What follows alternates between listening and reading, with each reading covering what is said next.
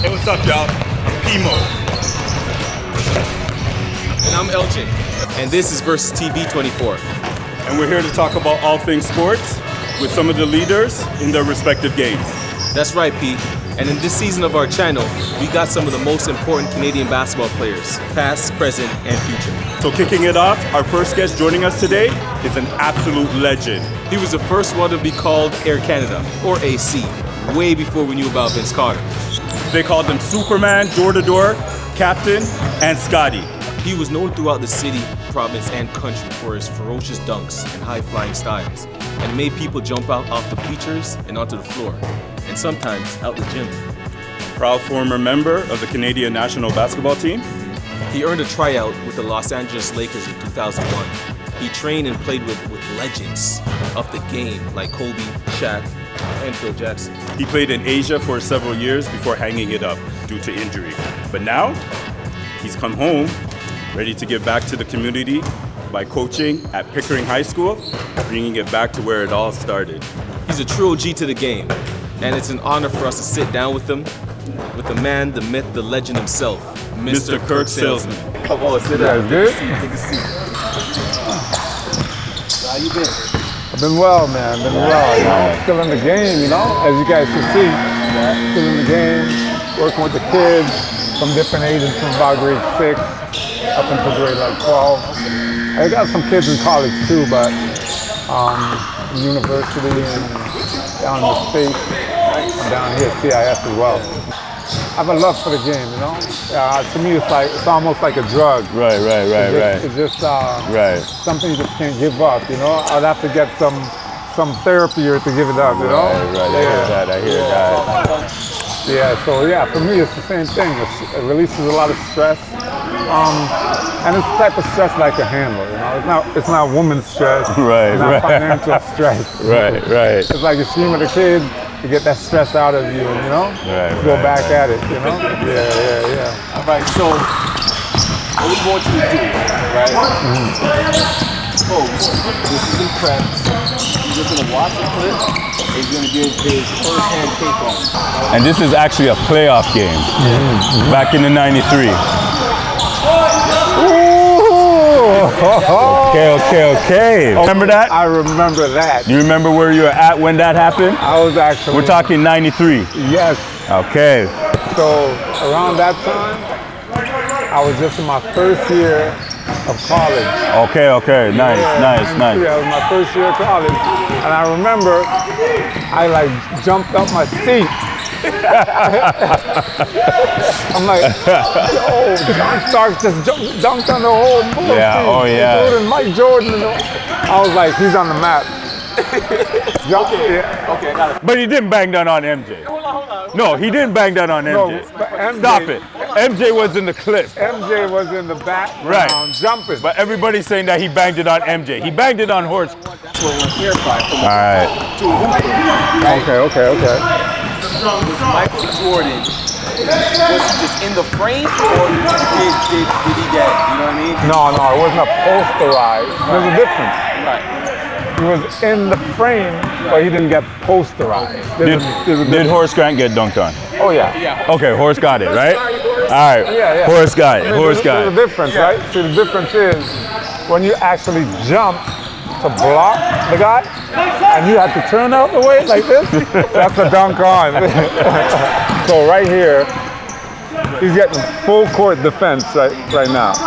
I see the pick coming. I see Starks looking for the pick from, I think, Patrick Ewing, if I'm correct. Yeah. Two things. I thought Starks was going to give Pat Ewing the ball. Right. In a post up. Right. But then he's kind of high. He's in the high post. Right. So it's a perfect situation for a pick and roll. Pat Ewing did come to set the screen. Well, he pushed him. He pushed BJ. Basketball in the 90s was physical.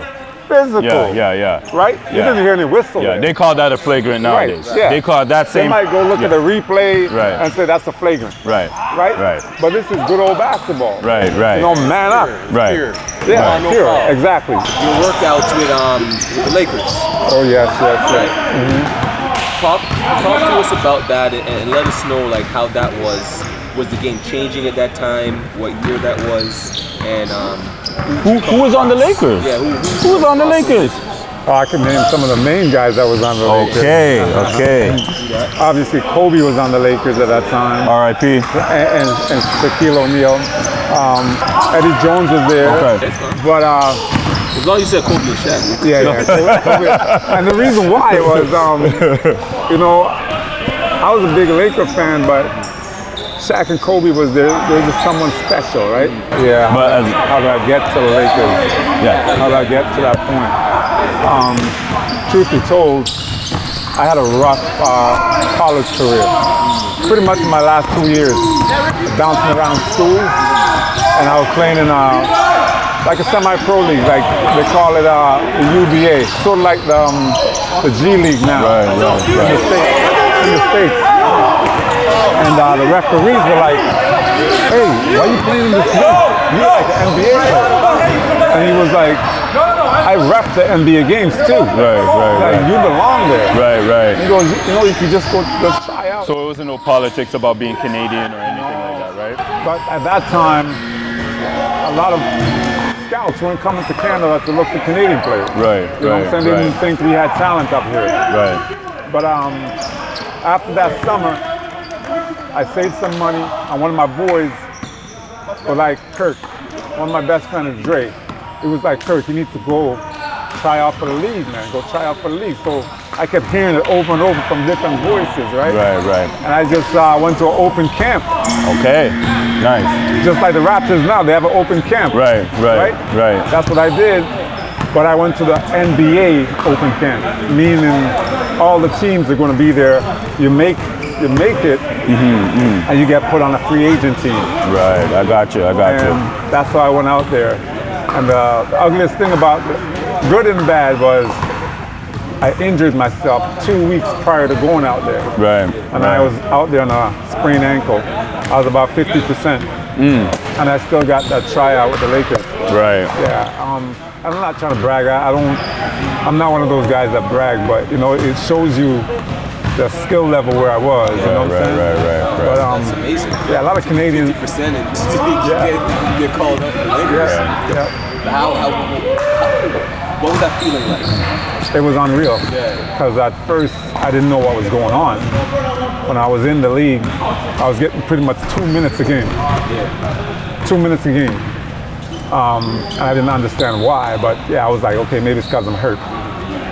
But someone tapped me on the back like this, and was like, "Oh, sir, can I talk to you for a minute over there after the game?" And I was like, "Oh, yeah, sure." One of my buddies was there, and he was like, "Kirk, what did he want?" I was like, "Oh, he wants to talk to me after the game, blah, blah, blah." And he's like, "Kirk, you know who that is?" I'm like, "No." That's Jim Cleamons. I'll never forget. That's my story I'll never forget, right? For sure. Yeah, and he was like, "That's the assistant coach of the Lakers." And what does he want? "Oh yeah, he wants to talk to me." So after I met with him and we sat down, he's like, "I don't know who you are, where you're from, but you could play. He's like, you could play with Kobe." Straight. Nice. That was the biggest compliment of my basketball career. Right. I don't need to hear nothing from anybody else. I heard that from a coach that's actually coaching him. Exactly. And he had me in with a number of guys that was trying out for the team at that time. We had a legit workout, private workout, with about I think it was about 12 guys. Yeah. Okay. Yeah. Unforgettable story. So did you get to play with Kobe? No. Kobe and Shaq never participated. They just sat on the sideline and just watched. Right. Okay. Some of the other players were there though. The ones like the bench players. Right. Yeah, don't ask me to name their names. Right. No. Right. But, I got you. Yeah. So That's crazy. overall, if we grade the dunk, Yeah. what would you give it out of 10? Oh my gosh. Oh yeah? Give it a 10. Yeah? Oh my goodness. He did left-handed on the whole Bulls team. They were at the pinnacle of basketball at that time. Smiley, what you give them? No. Hold on, guys. Hold on, you guys. I'm gonna be the devil's advocate. Oh my God. Okay, let me hear this. I give it a 10 though. For the record, I give it a 10 though. Okay, look, Right. look. And plus it's a playoff game? It's a playoff game. I give his awareness a 10.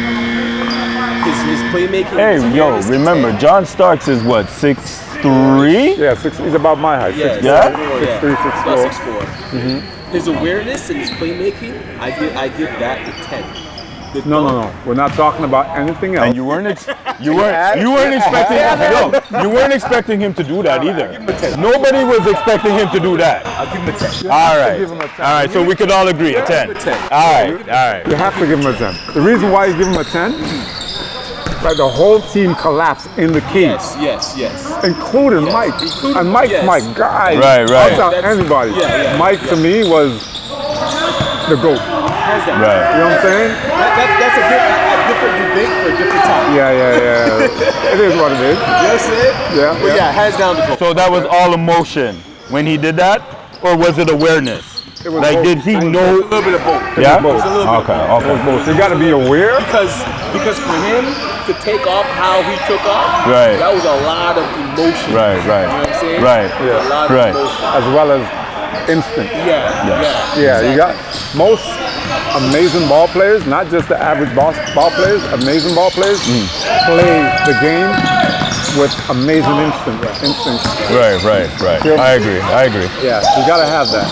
Well, man, I appreciate you. And we're here to give you your flowers. Oh, for sure. Oh wow. You know the nickname I gave you from day one. Come on now. It's the Superman right here. That's Superman Jr., but this is the real Superman, you know what I'm saying? Straight A lot of good. people never saw me in my better days. Even, truth be told, I spent a lot of time in the U.S. Yeah. I spent a lot of time developing and grooming myself in the U.S. And I did come back to Canada, play tournaments and stuff. And some people may know me, but I spent a lot of time in the U.S. where a lot of Canadians didn't get to see what I developed to be as a basketball player. You know what I'm saying? Right. But it's unfortunate because I don't have a lot of video footage Right. to show, right? Especially back then versus so it's now. It's hard for people to say, like, compare me to this person or that person. Right. So I don't really worry about it. You know what I'm saying? But we're here to worry about this dude right here. Oh, yeah. You know what I'm saying? Top 5 in the city, dead or alive. Straight up. Facts. All right, Durham's finest, you know what I'm saying? Durham's finest, remember that. All Y'all right. hear it first. Y'all heard it here first. Versus TV Versus 24. TV. All right. Okay. All right. Appreciate y'all. See you soon. We're gonna do this again. We're gonna chop it up again, you guys. Definitely. All right, bless. Yo, shout out to V-Dub, Makaj, AZ, yo, LJ. The whole squad. Yeah, the whole squad. Yo, that interview was sick. It was crazy. Yo, Kirk Salesman, yo, Superman. Yeah, the original Superman. Yeah, you know. Guys, don't forget to like, subscribe, and press the bell so you can be notified when we drop another video. This season is gonna be jam-packed with a lot of legends. So please hit that bell, subscribe, and give us a few likes. You know what I'm saying? Yo, show us some love. Show us some love, yo. Yep. Yo, this season, it's gonna be mad. Crazy. Yo, Crazy. I'm telling y'all, look out.